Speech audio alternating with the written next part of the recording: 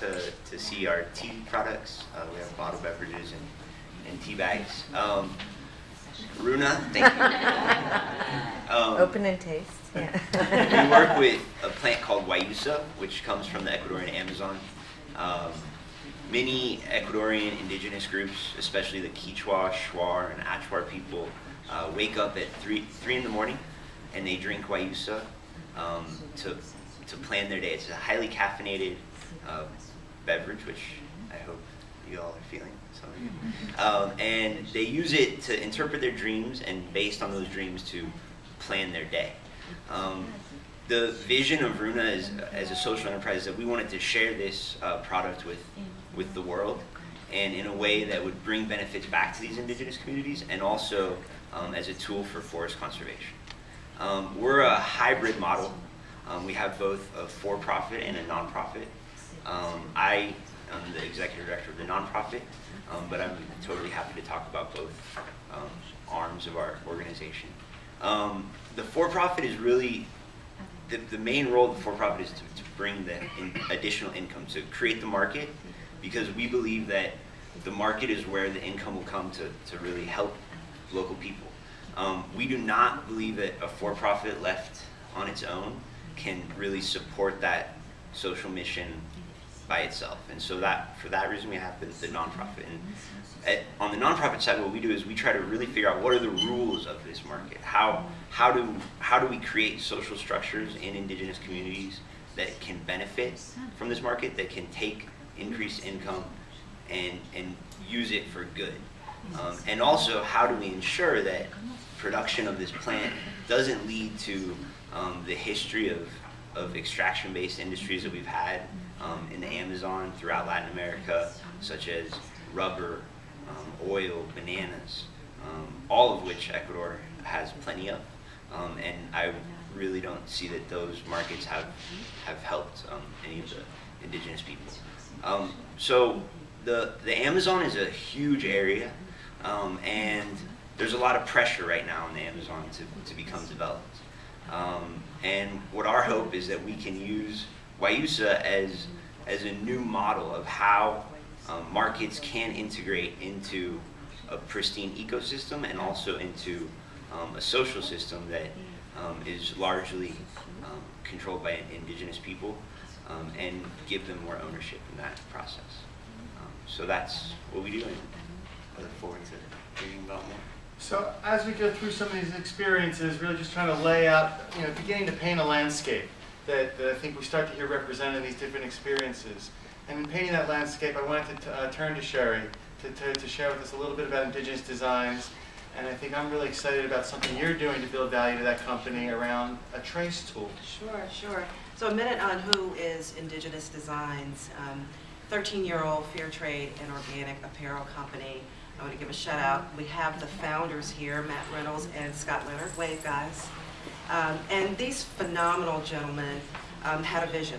They had a commitment to sustainable living and to the environment, and had this vision of melding together the beautiful craft of South American artisans with fair trade principles that would support those artisan networks and organic clothing, all with this idea that we can make beautiful clothing that honors people and planet.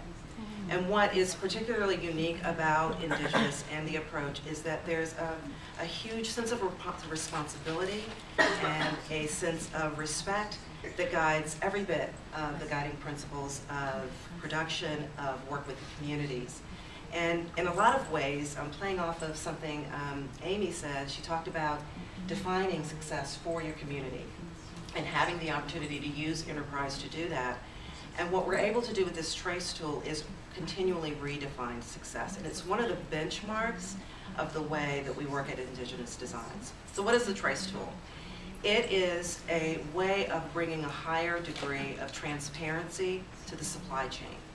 It will allow consumers to understand where this garment came from, know the origin of the fabric, understand who the artisan was that created it, and it builds a greater sense of connection between that consumer and that purchase that she's making.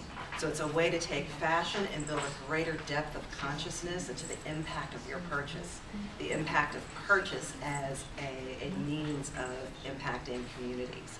The other aspect of this tool, so the way it works for the consumer is there's a tag on the clothing. It has a QR code on it.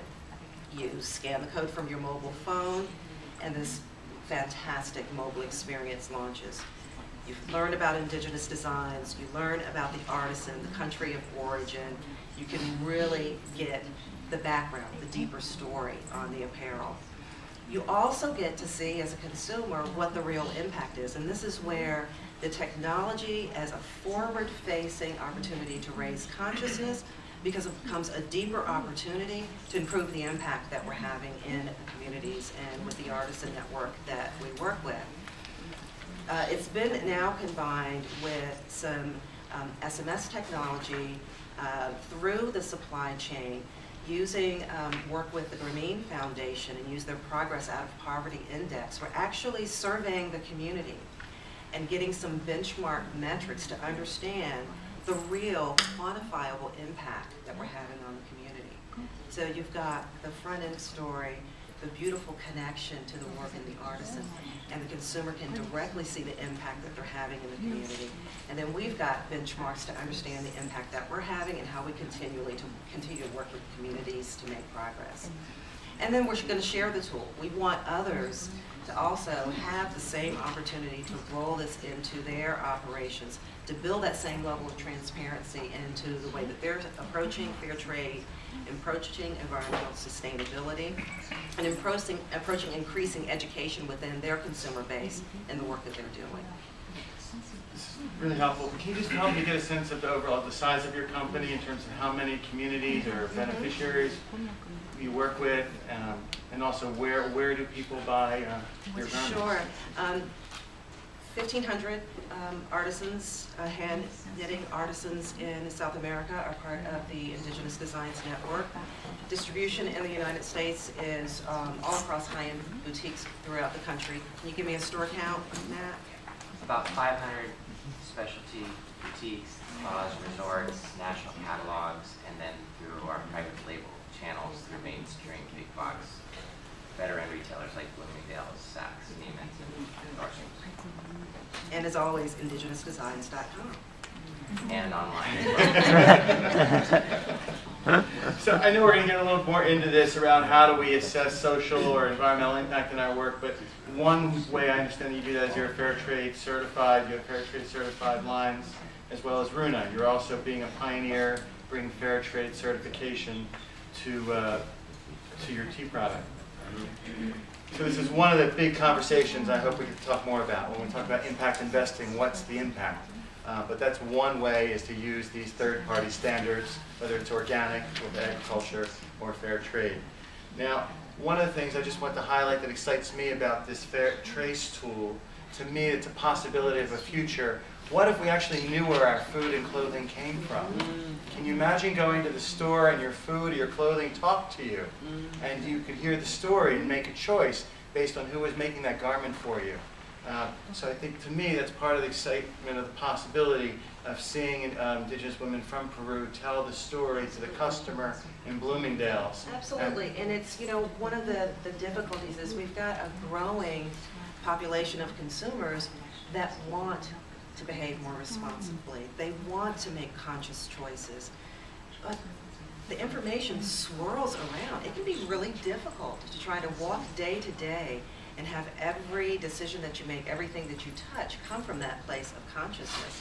And if it can be that easy across everything that you do, you can just scan that code and get enough information to help you make better decisions, then, you know, we've benefited everyone. You know, we've benefited the consumer, helped the consumer behave more responsibly, and we've benefited the communities that we work with. Now, as provocative as this concept is, I find it even more provocative that RSF would actually lend money to Indigenous Designs to develop the trace tool. And I'm wondering if you could just share, Scott, a little bit about RSF and why and how you decided to invest in Indigenous Designs and the trace tool. Sure. Well, we've known Indigenous Designs for several years, and so we know them, and obviously feel very confident about their ability to pull this off. It's amazing. I just got my first demonstration of this tool by Scott, and it's fantastic. But a little bit about RSF. We're a nonprofit social finance lender. So we, I guess, you know, over here sort of there's a bank. You can kind of think of us, we're sort of basically a conduit between individuals. Everyone here could invest as little as $1,000 with RSF. And unlike a bank, you know, where you sort of think it's sitting there, you don't know where it's going. And we're all about the transparency of our investors' dollars. And so we take and pool that money like a bank would do, but unlike a bank, which may be trading derivatives or whatever, we take that money and we focus on education, ecological stewardship, and food and agriculture, and on nonprofits and for-profit organizations that have a mission. And so we take that pool of capital and we try and find those organizations that are really making a high impact in those areas. And in those areas with respect to fair trade, that's one particular area of focus for RSF. We will pool the money from individuals mostly. We've got about 2,000 individuals, about $75 million that we have currently deployed. We have our 28th anniversary party this Friday, so we've been doing it for a long time. And again, we try and find those leaders within those fields like Indigenous Designs or Interrupción Fair Trade or Guayaquil, you know, two other of our borrowers that are really making an impact. And they're doing so in an economically viable and sustainable way because we're making loans ultimately, and we're not trying to make a lot of money on those loans. We're trying to make sure that our investors get a return on their money. In other words, we're preserving their capital and they actually receive a 1% annualized return, which like 6-year money markets are less than 0.5% now, so it's pretty good. And we've got a 100% track record of returning money. And then we can make loans at, you know, under market rates than what a bank would do, but sometimes they're a little bit more risky, and we're able to take risks and do things and structure things that, you know, a bank could never do because we're not a financially regulated institution in that way, thank God, because it affords us the flexibility to be able to do things that we wouldn't be able to do if we were. With respect to our support of Indigenous, again, we've got a long track record of working with them and seeing what they do. And you know, one of our jobs is to educate our investors. What does it mean to be fair trade certified? You know, and again, that's where we're that conduit where people are giving us their money as preservation of capital, but they want to know and see the transparency of where their money is going. And so what we need to do then is find those organizations like Indigenous Designs, you know, pick that horse that we're going to back, because we're not making grants, we're making loans. And then also relay those stories back to our investors, because, you know, what does fair trade mean? It's such a big, you know, sort of esoteric concept, and if you're here in this audience, you know, but if you're not in it, it's sort of something that's difficult to describe.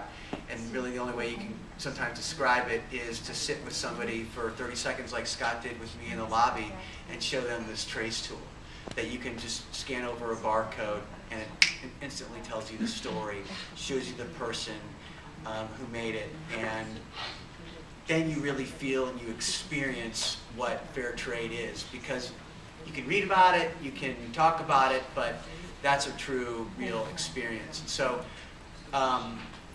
with respect to helping fund, it was a very small loan that we provided to Indigenous Designs, $50,000.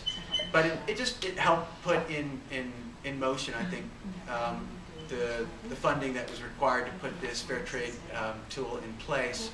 And we did it actually not as a loan through our typical loan program, but we also sometimes do loans on behalf of foundations. So there's program-related investments, which sometimes we will do on behalf of foundations where it is a loan, and we will make it on behalf of a foundation, and that's how we did it in the respect of Indigenous Designs. And again, we were that sort of conduit to be able to find projects that are making a high impact and that have the ability to basically reap not a big return on its investment, but a return of capital. And that's what we're about. So really the crux of our work is just trying to find those people and groups like Indigenous Designs and Guayaquil and Interrupcion that they're doing it, able to tell the story, and doing it in an economically viable and sustainable way. So I think RSF represents an experience we see in this field of the lending.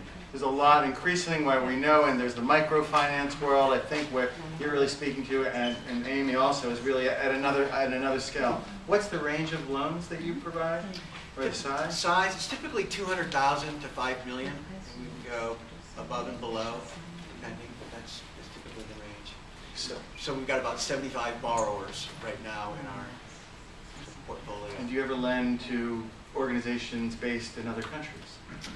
We, just the U.S. and Canada at this point, but so many of our companies are doing business and doing things like Indigenous Designs in other countries. But no, you have to be based in the U.S. and Canada. And I think there are all sorts of reasons that you can do, you feel comfortable as an organization doing the due diligence that you need to do with for the moment with those U.S.-based organizations. Yeah, we can make a direct impact in those countries, not by making direct investment in those countries, because that comes with a lot of just, there's other organizations like maybe like a Root Capital, but that can do things like that. But basically, it's Indigenous Designs is our conduit to make an impact in those areas. Excellent, excellent. So in this field, when we think about investing with Indigenous communities, the lending is one model that we see out there. RSF represents, I think, a leader in the field in the United States in the lending model. I wanted to turn to Wes Selke.